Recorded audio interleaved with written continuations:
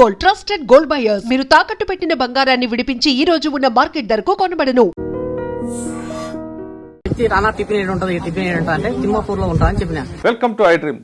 షాబాదు కిరాతకుడు రాజ్ కుమార్ ఎట్టకేలకు పోలీసులకు దొరికాడు. దొరికిన సమయంలో అతని దగ్గర పురుగుల మందు తాగే వాసన రావడంతో అతన్ని హాస్పిటల్కి తరలించారు పోలీసు. హత్య చేసిన వెంటనే అతను ఆత్మహత్య చేసుకోవడానికి తను తెచ్చిన కారులో తిమ్మాపూర్ రైల్వే స్టేషన్ దగ్గరికి వెళ్ళినట్టుగా తెలుస్తుంది.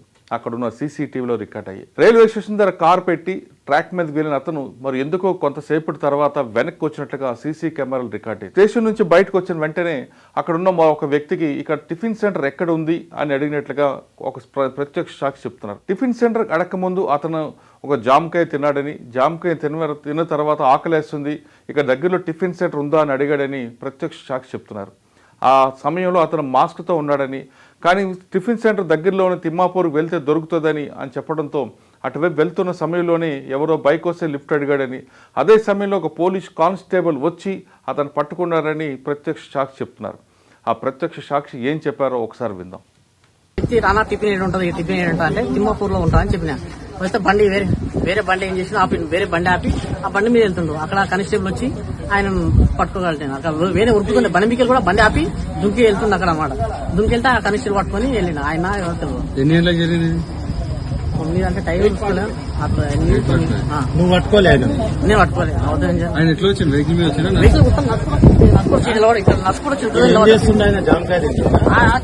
జామకాయ తిని చేత పట్టుకుంటూ ఏం లేదు. నడుచుకుంటూ అక్కడ వచ్చినట్టున్నాడు. ఇక్కడనే వచ్చింది అయితే పడ్డాడు.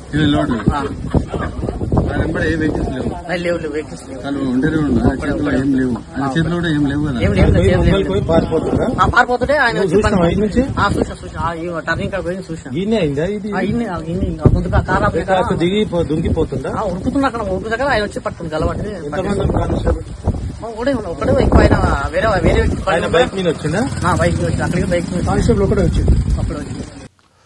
ఈయన చెప్తున్న ప్రకారం హత్య జరిగిన వెంటనే ఆయన కారులో వెళ్ళి అక్కడ ఆత్మహత్య చేసుకోవడానికి ముందు ట్రాక్ మీదకి వెళ్ళేట్టుగా తెలుస్తుంది. ఎందుకంటే అక్కడ సీసీ కెమెరాలు, ఆ రైల్వే ట్రాక్ పక్కన ఒక కంపెనీ ఉందో, కంపెనీలో సీసీ కెమెరాలు తెలుస్తున్నాయి.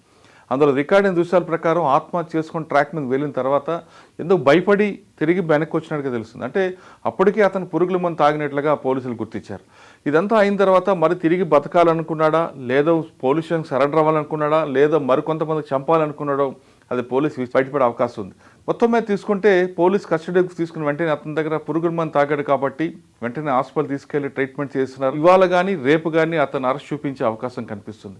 ఆ 6 హత్యలు ఎలా చేశాడు, ఈ 6 హత్యలు వెనక అతని ముందున్న ప్లాన్ ఏంటి, అసలు పోక్సో కేసులో బెయిల్ రావడానికి లోకల్ పోలీసులు బాగా సహకరించారని గ్రామస్తులు ఆరోపిస్తున్న నేపథ్యంలో దాదాపు 20 లక్షల రూపాయల చేతులు మారాయని గ్రామస్తులు చెప్తున్నారు. ఇదంతా వాస్తవా లేదా అనేది పోలీసు విచారణ చేపడుతుంది.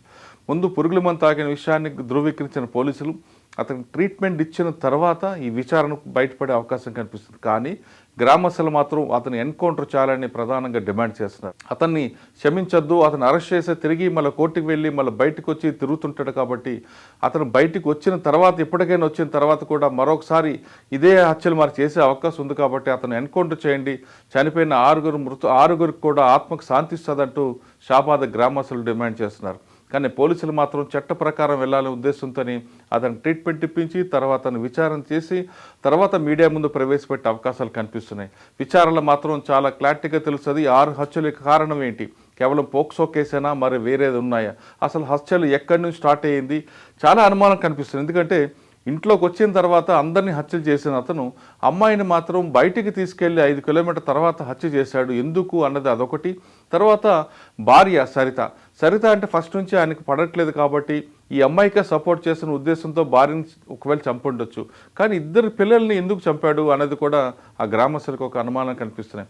ఈ 6 హత్యలు చేసిన తర్వాత అతను కారులో ఎక్కడి వరకు వెళ్ళాడు, ఆ కారులో తిమ్మాపూర్ స్టేషన్ దగ్గర కారు ఎందుకు పెట్టాడు, రైల్వే ట్రాక్ మీదకి వెళ్ళి ఎందుకు వెనక్కి వచ్చాడు, రైల్వే ట్రాక్ వెళ్ళకముందు పురుగుల మందు తాగాడా, తర్వాత తాగాడా, ఒకవేళ తాగుంటే చనిపోవాలనుకుంటే మళ్ళీ బయటకు వచ్చి స్టేషన్ నుంచి జామకాయ తినడం ఏంటి, ఆకలేస్తుందని టిఫిన్ అడగడం ఏంటి, ఇవన్నీ కూడా అనుమానాలు దావిస్తుంది. కాబట్టి ఇవన్నీ కూడా పోలీసు విచారణలో బయటపడుతుంది. ఇవన్నీ కాకుండా పోలీసుల మీద పెద్ద మచ్చ పడింది. షాబాద్ పోలీసులు దాదాపు 20 లక్షల రూపాయల చేతులు మారాయని చెప్తున్నారు. కాబట్టి ఆ విచారణలో డీసీపీ యోగేష్ కానీ మిగతా విషయాలు కూడా మిగతా ఆఫీసర్ అందరూ కూడా చాలా సీరియస్గా ఎలిగేషన్ మీద ఎక్కువగా దృష్టి పెట్టారు. 20 లక్షలైనా లేదు నిజంగా బెయిల్ వచ్చిందా, అసలు ఈ సెక్షన్లు 351 పెట్టిన తర్వాత యాంటిసిపేట్ బెయిల్ ఎందుకు వచ్చింది అంటే సెక్షన్ ప్రకారం తీసుకుంటే 41 సిఆర్పిసి నోటీస్ ఇవ్వాలి కాబట్టి ఇచ్చారు. అంతవరకు అంటే ప్రొసీజర్ ల్యాబ్స్ లేని విషయాన్ని చాలా క్లియర్గా తెలుస్తున్నాయి. కానీ ఎక్యూజ్డ్ యొక్క ప్రీవియస్ హిస్టరీ తీసుకుంటే అంత నేరాలు ఉన్నాయి కాబట్టి అటువంటి వ్యక్తికి ఎందుకు నోటీస్ ఇచ్చారు, అది ఐఓ యొక్క డిస్కషన్ మీద ఉంటుంది కాబట్టి అతను అరెస్ట్ చేసే అవకాశం ఉన్నా ఎందుకు ఆ విషయంలో అరెస్ట్ చేయలేదనేది పలు అనుమానాలు తావిస్తుంది. సాధారణంగా 41 సిఆర్పిసి నోటీస్ ఇచ్చిన సెక్షన్ అంటే 7 సంవత్సరాలు లోబడి పైపడిన శిక్షలకి పోలీసులు 41 సిఆర్పిసి నోటీస్ ఇవ్వచ్చు. కానీ అతని యొక్క నేర స్వభావం ఉన్నప్పుడు ఖచ్చితంగా అతనికి జైలుకి పంపే అవకాశం ఐఓకి అధికారం ఉంది. కానీ ఐఓ ఎందుకు ఆ విధంగా అతను జైలుకి పంపలేదు? ఇతని నేర చరిత్ర తీసుకుంటే షాబాద్ పరిసర ప్రాంతాల్లో చాలా రౌడీజీగా ఉండేవాడని, అందరితో కొట్టడం తిట్టడం గడబడ చేయడంతో పాటు అప్పులు పాలైపోయాడు, అందరూ బెదిరించడం అనేది నేర స్వభావం ఉంది. షాబాద్లో ప్రతి ఒక్కరు కూడా ఇతని గురించి చెడుగా చెప్తారు. కాబట్టి ఎందుకు ఆ కోణంలో చూడలేదు? కేవలం పోక్సో కేసులో మొదటిసారి కోర్టుకు పోలీస్ స్టేషన్కి వచ్చినట్లుగా భావించి అతనికి 41 సిఆర్పిసి నోటీస్ ఇచ్చి పంపడం వెనక డబ్బులేనా లేదా రాజకీయ పలుకుబడి ఉందా అనే కోణంలో కూడా డీసీపీతో పాటు సిపి తరుణ్ జోషి గారు ఒక విచారణ బయటపడే అవకాశం కనిపిస్తుంది. మొత్తం మీద చూస్తుంటే ఈ నిందితుడిని రాజ్ కుమార్ని ఎన్కౌంటర్ చేయాలని షాబాద్ వాసులు డిమాండ్ చేస్తున్నారు. కానీ పోలీసులు మాత్రం చట్ట ప్రకారం వెళ్లాలని చూస్తున్నారు. iDreams, this police diaries is something very, very valuable towards that. I must really appreciate Murali, your insights. iDreams founder and CEO చిన్న వాసుదేవ్ రెడ్డి గారితో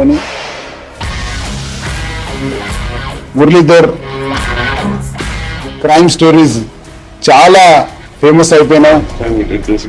Gautam Savan garu and Sajjan sir. Well done. I congratulate him for doing so well, and I congratulate him his boss also. So well.